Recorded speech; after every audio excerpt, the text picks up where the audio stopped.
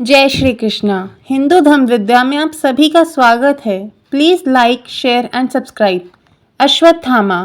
महाभारत युद्ध से पूर्व गुरु द्रोणाचार्य अनेक स्थानों में भ्रमण करते हुए हिमालय ऋषिकेश पहुँचे। वहाँ तमसा नदी के तट पर एक दिव्य गुफा में तपेश्वर नामक स्वयंभू शिवलिंग है। यहाँ गुरु द्रोणाचार्य और उनकी पत्नी माता कृपि ने शिव की तपस्या की।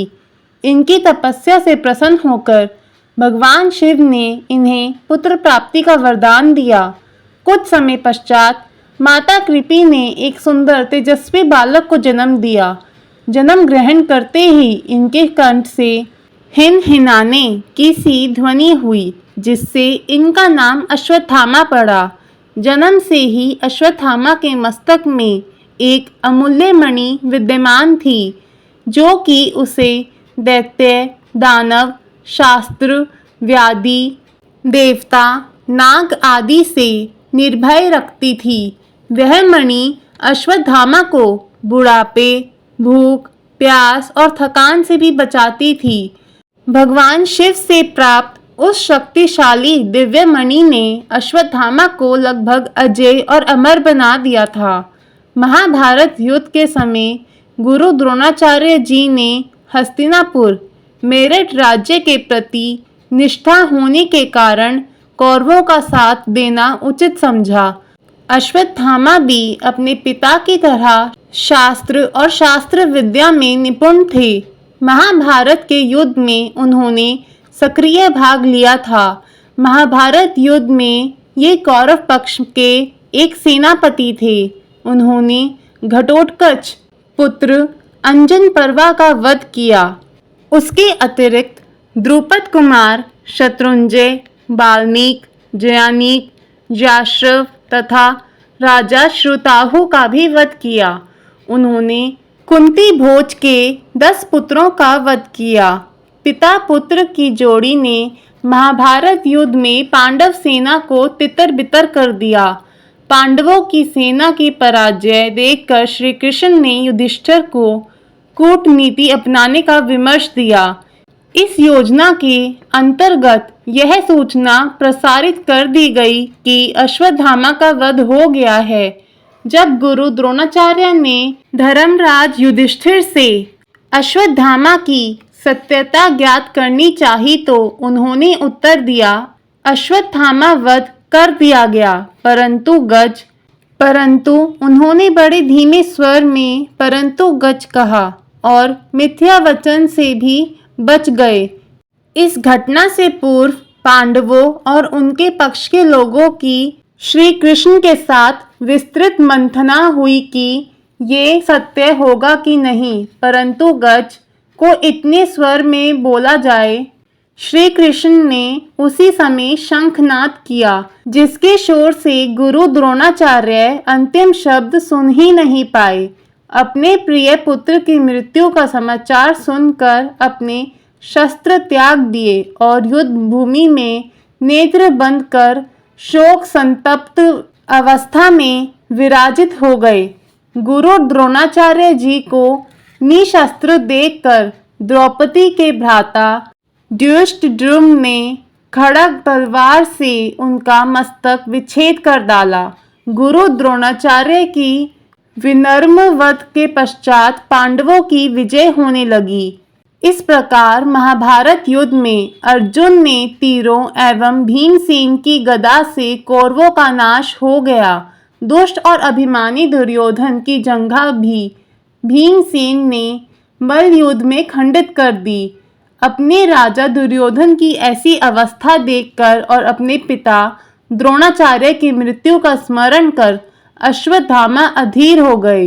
दुर्योधन जल बंधन की कला जानता था, सो जिस सरोवर के निकट गदा युद्ध हो रहा था उसी सरोवर में प्रवेश कर गया और जल को बांधकर छुप गया। दुर्योधन के पराजित होते ही युद्ध में पांडवों की विजय सुनिश्चित हो गई। समस्त पांडव दल विजय की प्रसन्नता में मतवाले हो रहे थे।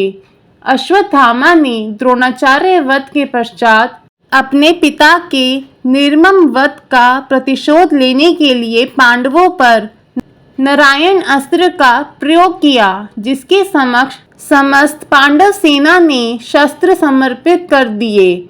युद्ध पश्चात अश्वत्थामा ने धृष्टद्युम्न का वध कर दिया। अश्वत्थामा ने अभिमन्यु की विधवा उत्तरा के कोख में पल रहे उनके पुत्र परीक्षित पर ब्रह्मास्त्र अस्त्र का प्रयोग किया, जो ब्रह्मास्त्र का ही एक परिष्कृत, जटिल एवं सुशोधित रूप है। धूप कर वह पांडवों के शिविर में पहुंचा और नियमों के विरुद्ध घोर कालरात्रि में कृपाचार्य तथा कृतवर्मा की सहायता से पांडवों के शेष वीर महारथियों का वध कर डाला। केवल यही नहीं, उसने पांडवों और द्रौपदी के सभी 5 पुत्रों का भी वध कर दिया। अश्वत्थामा के इस पतित कर्म की सभा में निंदा की, परंतु दुर्योधन मृत्यु से पहले अश्वत्थामा के इस कार्य से बहुत संतुष्ट और प्रसन्न हुआ। पांडव शिविर के बाहर अश्वत्थामा को भगवान शिव के एक उग्र और डरावने रुद्र रूप का भी सामना करना पड़ा था, लेकिन उन्होंने निडर होकर अपनी भक्ति से भगवान शिव को प्रसन्न किया।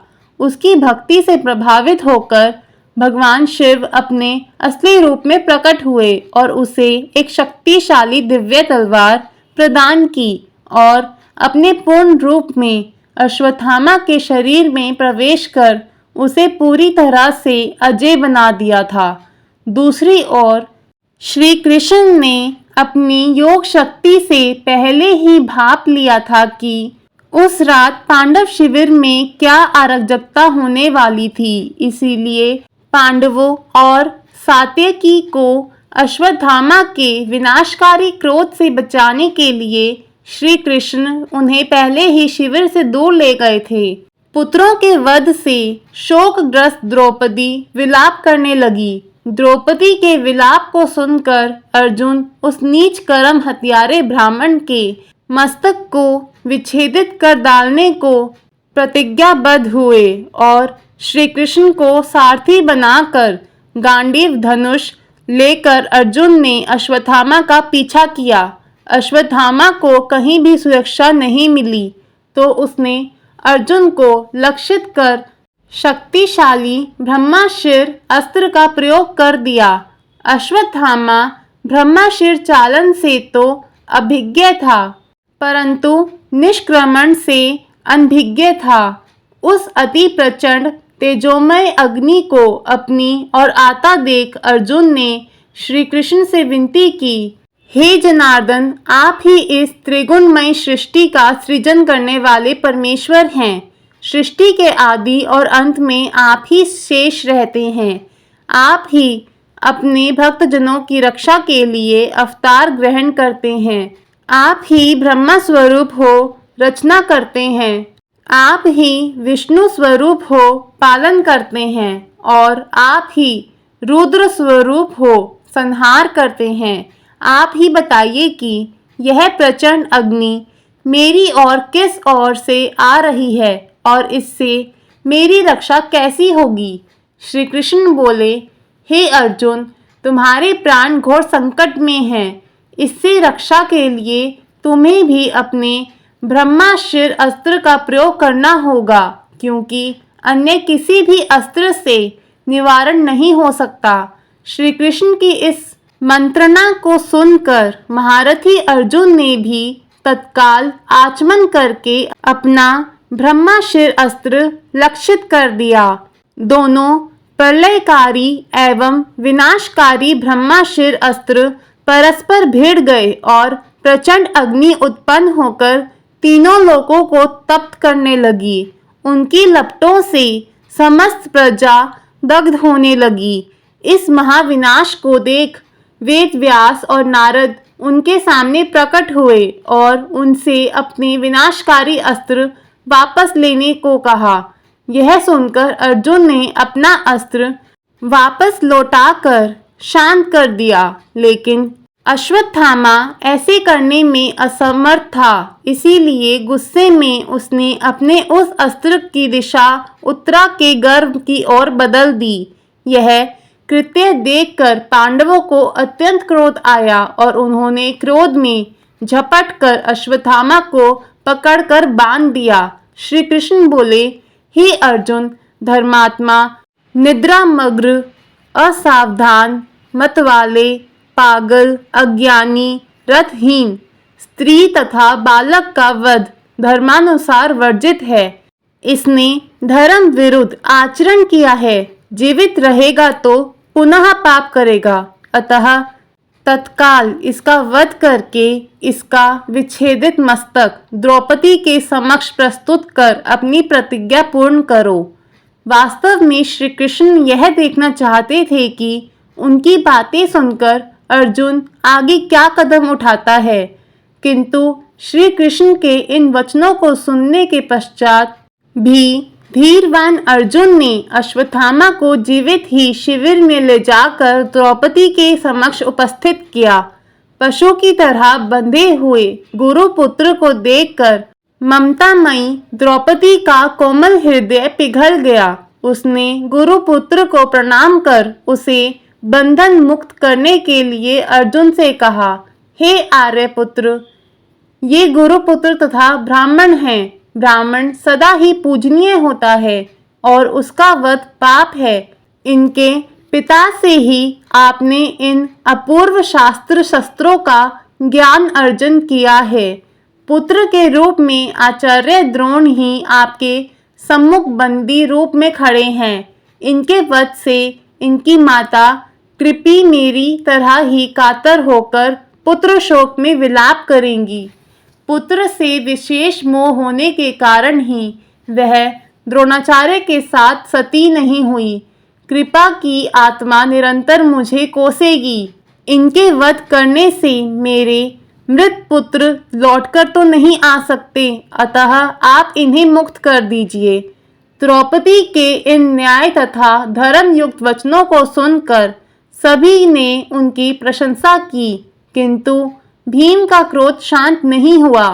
इस पर श्री कृष्ण ने कहा, हे अर्जुन, शास्त्रों के अनुसार पतित ब्राह्मण का वध भी पाप है और आतताई को दंड ना देना भी पाप है। अतः तुम वही करो जो उचित है।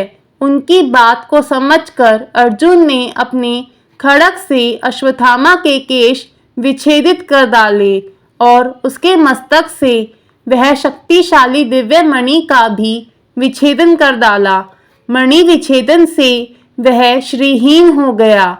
श्रीहीन तो वह उसी क्षण हो गया था जब उसने एक निर्दोष स्त्री और उसके अजन्मे शिशु को मारने की कोशिश की थी, किंतु केश मुंड जाने और मणि विच्छेदन से वह और भी श्रीहीन हो गया और उसका मस्तक झुक गया।